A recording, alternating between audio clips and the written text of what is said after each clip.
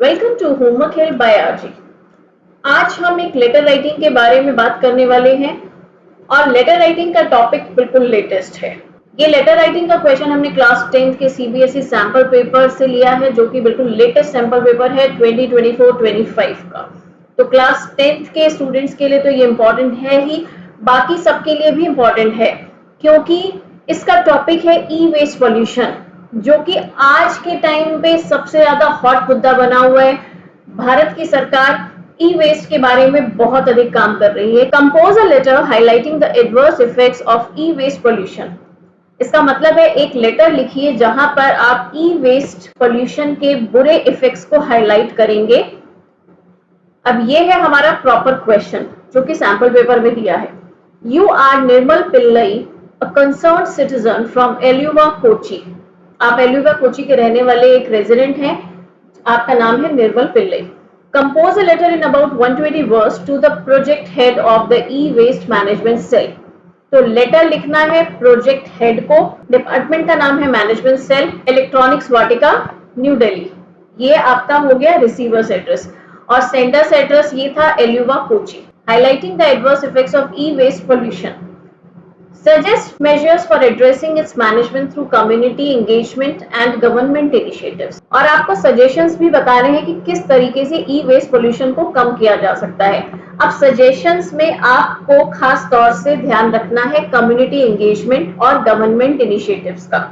इसका क्या मतलब होता है? कम्युनिटी एंगेजमेंट का मतलब है कि जिसमें आम जनता मिलकर सहयोग करे, और गवर्नमेंट इनिशिएटिव यानी कि सरकार की भागीदारी जिसमें हो, यानी कि सरकार क्या कर सकती है और इंडिविजुअल लेवल पर लोग क्या कर सकते हैं, ये हमें बताना है। हमें क्वेश्चन में ही बताया गया है कि ई वेस्ट पोल्यूशन क्या होता है।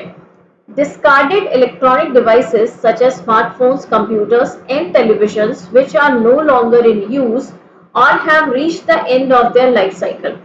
डिस्कार्डेड का मतलब होता है जिस चीज को त्याग दिया गया है या छोड़ दिया गया है।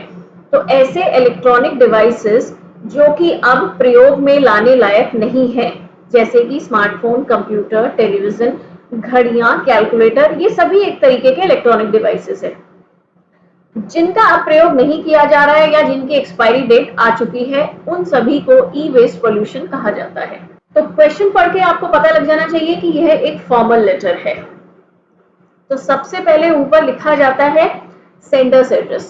सेंडर कौन है यहाँ पर? तो सेंडर यहाँ पर है निर्मल पिल्लई, जो कि हमें क्वेश्चन में बताया था। बहुत से बच्चे ये गलती करते हैं कि सेंडर्स एड्रेस में ही अपना नाम लिख देते हैं। आपको नाम नहीं लिखना, आपको जो हेडिंग बताई जा रही है सेंडर्स एड्रेस, आपको सिर्फ एड्रेस लिखना है, एल्यूवा कोची, और साथ में आप डेट डाल देंगे। एक लाइन का स्पेस देने के बाद 2, उसके बाद ये आपका है receivers address, the project head e waste management cell, electronics Vatika, New Delhi. उसके बाद सबसे जरूरी सब्जेक्ट। सब्जेक्ट को कोशिश कीजिए कि सिर्फ 6-7 वर्ड्स का ही हो, उससे ज्यादा ना हो, और उसी में हमारी सारी बात आ जाए। Concerns and suggestions regarding e waste pollution.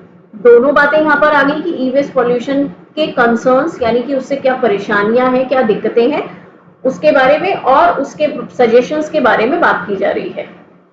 Dear sir और मैडम, क्योंकि हमें यहाँ पर बताया नहीं है कि वो मेल है या फीमेल है। स्टार्टिंग कैसे करेंगे आप फॉर्मल लेटर की? आई एम निर्मल पिल्लई, ऐसे आप बिल्कुल नहीं लिखेंगे, क्योंकि बॉडी ऑफ द लेटर में आपको अपना नाम कहीं भी नहीं लिखना है। एक ऑफिशियल लेटर है, इसे ऑफिशियल लेटर की तरह ही शुरू किया जाएगा। आप सीधा सीधा लिखेंगे कि मैं यह पत्र क्यों लिख रहा हूँ। तो लिखने वाला बता रहा है कि मैं लेटर लिख रहा हूँ क्योंकि ई वेस्ट पॉल्यूशन बहुत ज्यादा बढ़ता जा रहा है। Discarded electronic waste materials are non-biodegradable and contain numerous harmful chemicals। जो फेंके हुए इलेक्ट्रॉनिक वेस्ट मटेरियल्स होते हैं वो नॉन बायोडिग्रेडेबल हैं, यानी कि वे अपने आप से खत्म नहीं होते, समाप्त नहीं होते। जैसे कि पेड़ों के बचे हुए अवशेष या पेपर, हमारे फल सब्जियों के छिलके, ये सब अपने आप खत्म हो जाते हैं। लेकिन इलेक्ट्रॉनिक वेस्ट जो है ये नॉन बायोडिग्रेडेबल है और साथ ही साथ इनमें बहुत ही खतरनाक केमिकल्स भी पाए जाते हैं। These toxic substances can seep into the soil and water, posing serious risk to the environment and human health too। अब ये जो टॉक्सिक सब्सटेंसेस हैं, टॉक्सिक मतलब जहरीले, कौन से? जो केमिकल्स उसमें पाए जा रहे हैं, ये जो जहरीले पदार्थ हैं दे कैन सीप इनटू द सॉइल, धरती पर पड़े पड़े वहां से धरती के जो छोटे छोटे छिद्र होते हैं, जिस तरीके से हमारी त्वचा पर पोर्स या रोम छिद्र होते हैं, उसी तरीके से धरती भी इन चीजों को अवशोषित कर लेती है और वे धरती के अंदर चले जाते हैं, जहां से वो अंडरग्राउंड वाटर में भी मिक्स हो जाते हैं और सॉइल को भी खराब करते हैं, posing serious risk to the environment and human health। इससे एनवायरनमेंट को तो नुकसान है ही, उसके अलावा ह्यूमन हेल्थ को भी बहुत बड़ा खतरा है। एडिशनली, इसके अलावा e-waste contributes to the expansion of landfills leading to a shortage of available space। अगर e-waste कहीं एक जगह पर पड़ा रहेगा तो वो पाइल अप होता रहेगा, ढेर लगता रहेगा, जिसको हम कहते हैं लैंडफिल। जगह पूरी भर जाती है, पूरा कचरे का एक पहाड़ जैसा बन जाता है, जिसकी वजह से खाली जगह की कमी हो जाती है। टू एड्रेस दिस, अब देखिए एक पैराग्राफ में मैंने लिख दिया है कि ई वेस्ट पोल्यूशन के क्या क्या कंसर्न है, अब सेकंड पैराग्राफ में हम इसके सजेशंस बताएंगे। To address this, I suggest launching community awareness programs to educate the public on proper e-waste recycling practices।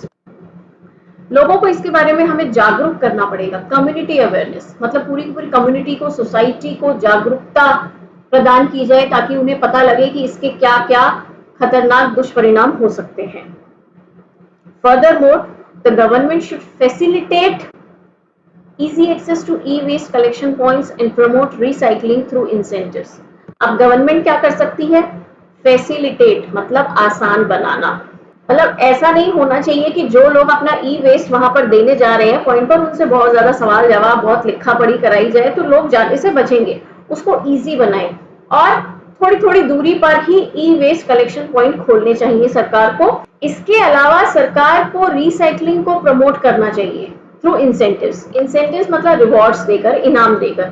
सरकार को ये कहना चाहिए कि जो अपने इन पुराने प्रोडक्ट्स को दोबारा से इस्तेमाल करेंगे उनको किसी ना किसी तरीके के इनाम दिए जाएंगे। Holding manufacturers accountable for their products after their life cycle ends would also be an effective step in reducing e waste. इसके अलावा जो मैन्युफैक्चरर है, जो कंपनी कोई पर्टिकुलर प्रोडक्ट बना रही है, उसी को जिम्मेदार ठहराया जाए। किस चीज के लिए? जब किसी प्रोडक्ट की लाइफ खत्म हो गई और उसको कहीं फेंक दिया गया है तो उसे बनाने वाली कंपनी की ये जिम्मेदारी होनी चाहिए कि उनके बनाए हुए प्रोडक्ट इधर उधर पड़े हुए ना मिले। इससे जब सभी लोग मिलकर काम करेंगे तो ई वेस्ट को कम किया जा सकता है और इस दिशा में हमारी सरकार बहुत ही गहराई से काम कर रही है, जिसे मैं एक अगली वीडियो में कवर करने वाली हूँ। E waste pollution essay and e waste pollution speech, तो उसे आप देखना ना भूले, वहां से आपको इसके बारे में और भी अधिक जानकारी मिल जाएगी। इस लेटर में हमें क्योंकि 120 वर्ड्स की लिमिट में ही लिखना है, इसलिए हम यहीं पर इतना ही लिखेंगे।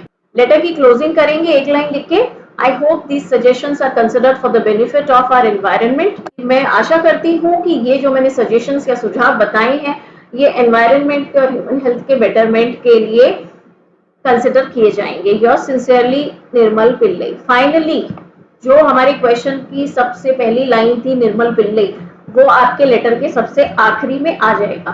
तो आपको फॉर्मेट ध्यान रखना है, क्योंकि अगर मान लीजिए 10 नंबर की लेटर है तो उसमें से 2 नंबर तो फॉर्मेट के ही होते हैं। तो ये वीडियो यहाँ पर खत्म होती है। इसके अलावा अगर आप और भी लेटर राइटिंग के क्वेश्चंस प्रैक्टिस करना चाहते हैं तो आप हमारी वेबसाइट essayshop.com पर जा सकते हैं और वहां पर प्रीवियस ईयर के सभी सैंपल पेपर्स फुली सॉल्व आपको मिल जाएंगे। आप उन्हें भी प्रैक्टिस करें तो आप अच्छे से प्रिपेयर कर सकते हैं। तो मिलते हैं अगली वीडियो में, तब तक के लिए गुड बाय।